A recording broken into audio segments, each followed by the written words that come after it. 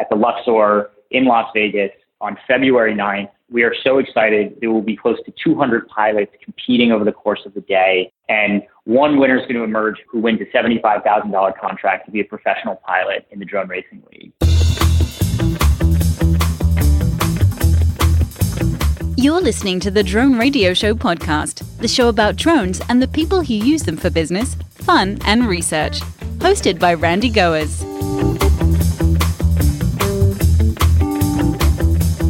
Hello, everyone. This is Randy Goers, and welcome to the Drone Radio Show podcast, episode 198.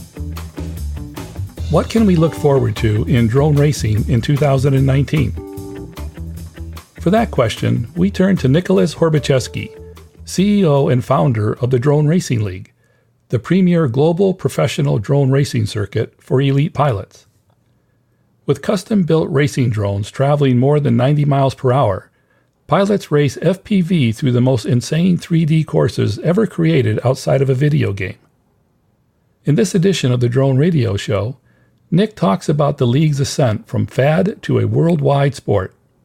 We'll also learn about the 2019 Swatch DRL Tryouts, to be held in Las Vegas on February 9th, and the upcoming AlphaPilot Challenge, which aims to accelerate the development and testing of fully autonomous drone technologies. But before we hear from Nick, I want to thank those of you who are supporting my funding campaign. Now you have the option of making a one-time donation in any amount by going to droneradioshow.com/donate. Whether it's $1, $100, or much more, you can help defray the costs of production and keep the podcast going and growing. And if you'd like to make a monthly contribution, you can still go to patreon.com/droneradioshow. So let's learn how the Drone Racing League continues to evolve as a sport. Let's pick up the interview where I asked Nick to introduce himself. My name is Nicholas Horbaczewski, and I'm the CEO and founder of the Drone Racing League. Nick, we last spoke about a year ago. So what's happened since with the Drone Racing League? Yeah, it's been about a year. It's been an incredibly exciting time for us. The league's first season was 2016, and now here at the beginning of 2019, having completed our third season, it's just been a really exciting period of growth for us. We've expanded broadcast to more than 90 countries around the world on premier networks like ESPN and Sky Sports. We've gotten to do some incredible live, large events with audiences in the thousands around the world, really bringing drone racing enthusiasts to the sport live. We've developed some very cool new technology. Last year, we built the Racer X, which set the Guinness World Record for the fastest drone in the world. And we've continued to build out the number of partners and supporters in the league, working with incredible brands like Allianz, Swatch, BMW. What's changed today about the way the league is organized or how the way it operates versus when you first started? We continue to update the technology. So we've moved from the Racer 1 to the Racer 2 to the Racer 3 that we flew this past season. So the drones are getting faster and more intense. The courses are getting bigger. Obviously, having thousands of people in attendance live fundamentally changes the event. It's very exciting. There's a lot of energy. We've gotten to expand to new places around the world. The earliest days of DRL, the circuit was a little bit of a rolling competition where people sort of came in and tried to win to continue advancing. And now we have a fixed roster of pilots. We had 18 pilots compete across the season last year, culminating in a world championship where we crowned our newest world champion, Nurk. Has the fan base changed over the last 3 years? I think the fans have been pretty consistent. Our fans are mostly young men in their sort of teens, 20s, and 30s who love technology, drones, video games, adrenaline sports. And so it's been pretty consistent around that. Definitely the live events have brought a lot of families to the sport, which has been great. We see a lot of families coming with young kids who are excited by the drones. So I think it will continue to diversify as we expand the number of live events we're doing. When you say live events, are you talking about the actual racing event or the esports type racing? So we do both. We do live esport events and we do live racing. I mean, I'm talking about our large live racing events. We did a race this past summer in Munich, Germany at the BMW Welt. We had over 3,000 fans on site watching the racing. And it's really, it's become a full-scale sporting event, which is really exciting to see. I think it's something drone racing has been chasing for a long time as a sport, and it's been really satisfying to give fans the opportunity to come to a true professional sporting event and watch their favorite pilots fly. 3 years ago, when I first interviewed you, there was a question as to whether drone racing could evolve past the fad and become a legitimate sport. What makes the Drone Racing League a sport of its own today? I think what ends up defining a sport is fandom. It's people passionately following the sport, caring about the outcomes of the athletes. You know, we think about an event like Munich, we had fans fly in from South Africa, from South Korea to come and see the racing and meet their favorite pilots. I think one of the amazing things about being in sports in the last couple of years has been how much the traditional sports industry sort of resisted the concept of things like esports at first. And then it sort of overwhelmingly became clear that there was a huge audience interest in this. And I think it's pretty obvious now that, you know, fans kind of get to vote with their feet as to how they see sports, how they define sports, what they want to watch, what kind of competitions they want to see. And so it's very gratifying to see people finding drone racing. You know, we've had tens of millions of people watch our broadcasts on TV. To get thousands of people to show up to an arena and watch a race, it's just that next level of fan engagement. As you begin the 2019 season, what can we expect? It's an exciting year for us. We continue to expand, but probably the most exciting new thing we're introducing next year is we're actually introducing an undercard race circuit called AIR, which stands for Artificial Intelligence Robotic Racing. So these will be autonomous drones programmed by university students from around the world racing each other to see who can build the fastest autonomous drone. And ultimately, if someone can build an autonomous drone, they can outrace a top human pilot. So how does it work? Is it part of the overall racing circuit or a competition to develop a new technology? It's both. So any AI students or coders or engineers that want to join can apply. Actually, registration closes on February 28th, and people can apply at herox.com/AlphaPilot. More than $2 million of prizes in it, so it's really open to everybody. It's an exciting opportunity. And we'll be selecting from those applicants, and the final competitors will compete in a full season of racing. So it'll be kind of mirror our human racing circuit, but with autonomous drones. Fans will have a chance to watch it. We'll film the content to distribute it. So it'll be exciting drone racing, only it will be computers at the helm of the drones instead of people. So except for pushing a button to start the drone, there's no human interaction? Yeah, that's right. There's no human intervention once the drones leave the start pedestal. So once they're in the air, they're on their own to navigate the entire course, outrace their opponents, and get into the finish first. So where did the idea come from? I mean, how did you guys decide to add this dimension to the platform? I think it came from a couple of different things. We were incredibly interested in autonomous drones from the beginning and really answering this question of sort of could an autonomous drone outrace a top human pilot? And we were thinking about different ways to answer that. We really want to give drone racing its sort of deep blue moment. What happened in the late 90s with the IBM chess machine where it defeated the world champion and you saw a watershed moment of technology advancing.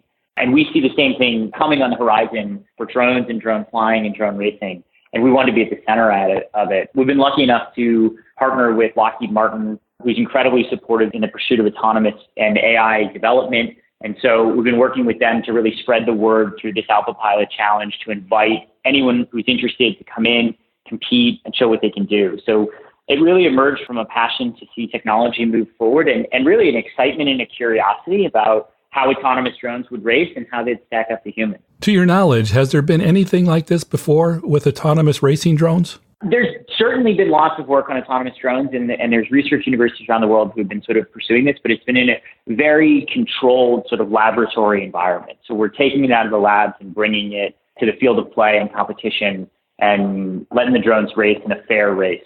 No one's ever done anything quite like this before, and it should not only be really exciting, but it should really push forward the pace of innovation of these autonomous drone systems. It's modeled in some ways on the old DARPA challenge for self-driving cars, which over the course of a couple of years really broke some of the key barriers and from a technology standpoint needed to drive towards where we are today with self-driving cars. When are applications for the challenge due? Registration closes on February 28th, and as I said, herox.com/AlphaPilot. Anyone can go and apply and join this really exciting technology and sports competition. What happens after registration is complete? Is there a timeline of activities that we can follow? Yeah, so there'll be a down select process where we'll take all the applicants and down select them to the competitors that'll be in the season that year, and then the season will take place in the back half of the year with events spread around the world. How long do you think it will take before we see an autonomous drone be competitive against the pilot? I would say that at the end of the 2019 season, human pilots will definitely still dominate. But I would say by the end of 2020, it's anyone's game.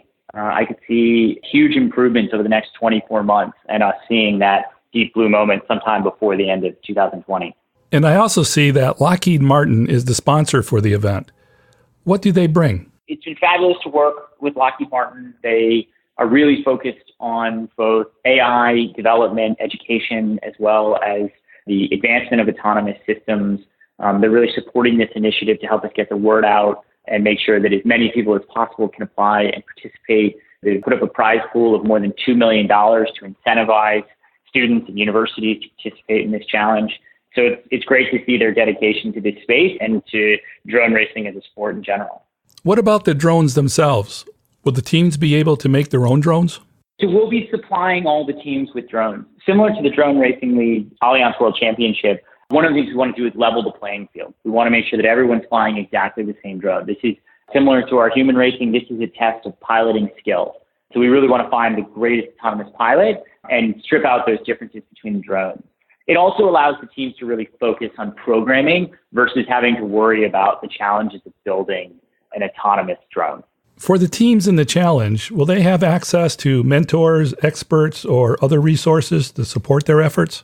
Absolutely. Participants in AIR are going to have access to a lot of resources, a lot of mentors, thought leaders in AI and computer vision. We have a number of different world-class university professors advising this project and helping out. Every team will have a team mentor from Lockheed Martin to help them move their project forward as fast as possible and to access all those resources. So I think they're going to get a really unique and exciting experience out of it. Let's go back to this year's drone racing season. Tell us about the event that will be happening in Las Vegas next week. Well, as you know, one of the things that we love about DRL is that anyone in the world can apply to be a pilot. So we hold an online competition through our simulator, which is available on Steam, and anyone can compete, and we take the top pilots from that online competition. We hold a live eSport event. Last year, we held it in Times Square, but this year, we're going to the HyperX eSport Arena at the Luxor in Las Vegas on February 9th. We are so excited. There will be close to 200 pilots competing over the course of the day, and one winner is going to emerge who wins a $75,000 contract to be a professional pilot in the Drone Racing League. It's just a very cool experience. It's very unique. It really blurs that line between digital gaming and real life drone racing, and it makes the sport accessible at a professional level to truly anyone in the world who has the passion for it. There's been a lot written about how DRL has seamlessly blended esports into drone racing, giving people an opportunity to develop their skills online before taking to an actual flight. Can you talk about how this idea has evolved? We started working on DRL Simulator in the earliest days of DRL. There were a number of simulators out there that there was actually a pretty well-developed ecosystem of drone racing simulators for people to get used to racing drones and have the experience. But for us, we wanted to make sure we had something that let our fans who weren't as familiar with drone racing have a sort of low friction way to be exposed to drone racing and to learn to drone race. One of the exciting things about what DRL has gotten to do is we've really gotten to take drone racing and put it in front of a mass audience, not just the incredible community that built drone racing and continues to race today, but the wide world of sports fans. And we wanted to make it as accessible as possible. So we created the sim that was something easy for people to learn to fly on. And it became clear right away that as we developed our own physics engine behind it and made it really close to real life, that you could learn to fly in the sim. I actually learned myself to fly FPV on the DRL sim. And the fact that I could practice on the sim and then walk out and start flying a drone and frankly have a really pleasant experience because I wasn't crashing right away. I wasn't going up the steep part of the learning curve. It was something we knew we wanted to bring to everybody. But it also made us realize that we could use this as a way to recruit pilots. That if someone could demonstrate their skill on the simulator, it was something we could open up and give them possibility to fly in the real league. And the first tryouts we did made it clear that it was something the community was excited about. It was really entertaining for fans to watch and to come and be part of. And it's grown every year since then. Can you share a success story of one of your pilots? Yeah, absolutely. You know, one of the first pilots to ever win the eSport competitions, a pilot named Jaws. Jaws won the first ever DRL tryout and has gone on to 2 very successful seasons in the league. battling toe-to-toe with some of the world's best pilots. And I think that he's a great example of someone for whom the sim was really his primary gateway into the sport and his primary way to develop the sort of high-level skills you need to compete on a pro level. And I know that after he won that first tournament, there was some doubt, that he would be able to walk out into a field of world-class competitors that we have in DRL and perform. And he really did it. He won a level in his first season in the league, which is really incredible to see someone who came in through a video game stand atop the podium, having defeated pilots who pretty much spent their whole life only working with real drones.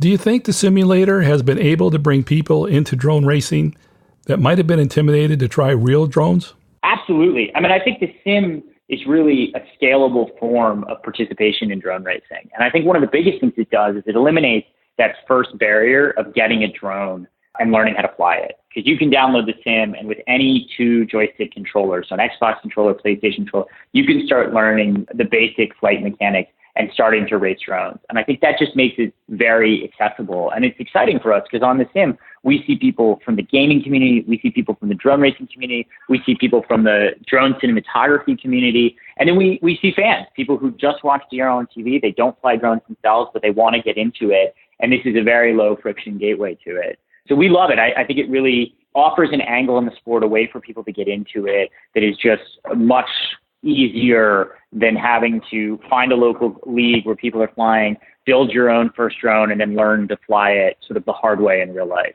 Yeah, I think the most frustrating thing are those first few flights when it just keeps tipping over or crashing into something. Absolutely. No, I agree. And I think that's a hard part. If you go into the DRL sim now, we actually have a whole training system for people who are brand new, people who've never flown a racing drone before, that takes them through the basics of drone flight. It puts basically some guardrails in the drone at first, training wheels that makes it easier to understand some of the basics, especially of things like yaw that aren't super intuitive to people. And it layers those different skills until you get to the end and suddenly you find you're a competent pilot. And it's really exciting to see people come onto the sim, struggle through those first couple training missions, and then by the end of their training, they're out there racing against their friends. For those attending the February 9th event, what will they experience? It's going to be an incredibly fun event. It's open to the public. It's free to everybody. And this is going to be the largest FPV drone racing party of all time. So we are bringing together 200 incredibly motivated competitors who you will watch battle all day through a whole series of competitive races to see who emerges on top. Around the event, we have great other figures from the drone racing community coming. We're going to have Rotor Riot there. We're going to have Mr. Steele. We're going to have Jesse Perkins doing tiny whoop races. So we've got just an incredible cast coming out, people from all different facets of the community coming out to celebrate this event. There'll be activities and activations for people who come and watch. So I definitely encourage anyone who likes drone racing, who's into drone racing, or even just curious about it, to come check out the event in Vegas because it's going to be a lot of fun. And if they can't get to the event, will they be able to watch it online? Yeah, it'll be streaming online, so anybody can watch it. So even if you can't get there in person, you can definitely watch it. Shifting gears a little, I recently caught an article about how DRL uses its ability to create content to develop targeted content for your sponsors. Can you talk about that? One of the challenges of DRL is that we have to do a lot of different things. So we have to develop really novel technology. We need to produce media from our events, and we also need to organize large-scale sporting events and run a league. So we like to think of ourselves as sort of a tech company wrapped in a media company wrapped in a sports league. But that middle layer is really important of the media we produce. And we obviously produce a lot of media around our racing, our pilots. And people love it. People are really engaged by it. And so a number of our brands have asked us if we can produce content in our style, incorporating our pilots, our technology, but showcasing some element of their brand. And we've produced content for our partners like BMW, like Swatch, and Cox Communications.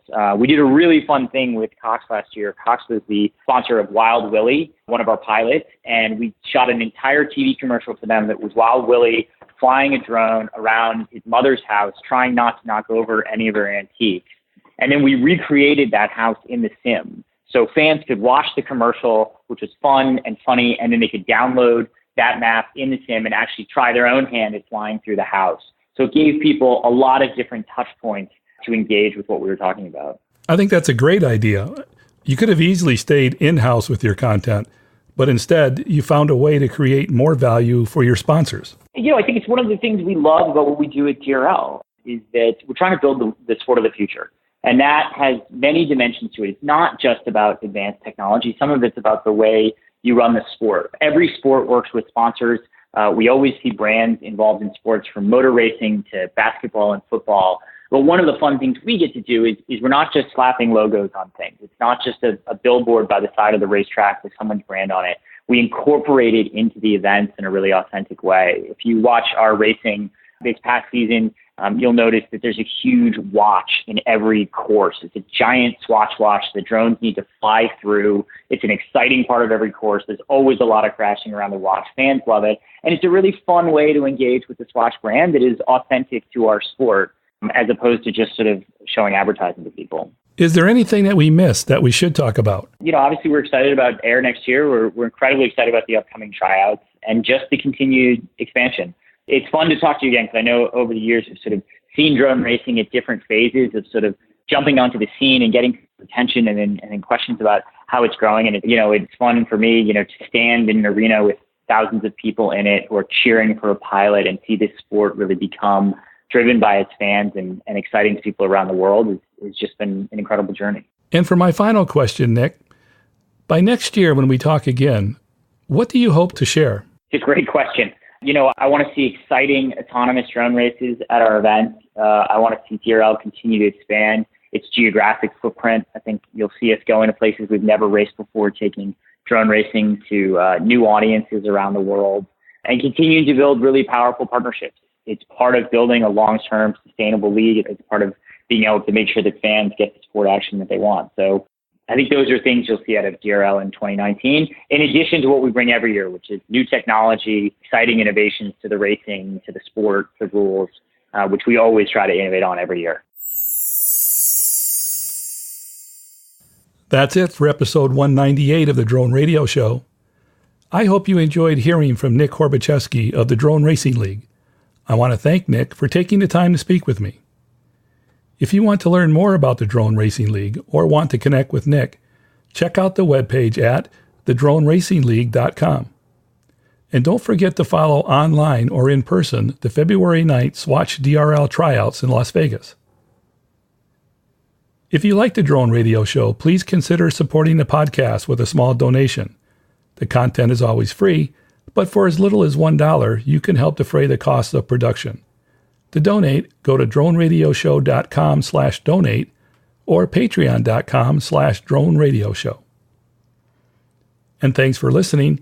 Your support means a lot to me, and I hope you'll listen to more episodes of the Drone Radio Show podcast to hear how others are using drones for business, fun, and research. For the Drone Radio Show, I'm Randy Goers.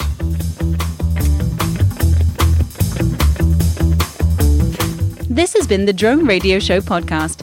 More information on today's show can be found on our website at www.droneradioshow.com.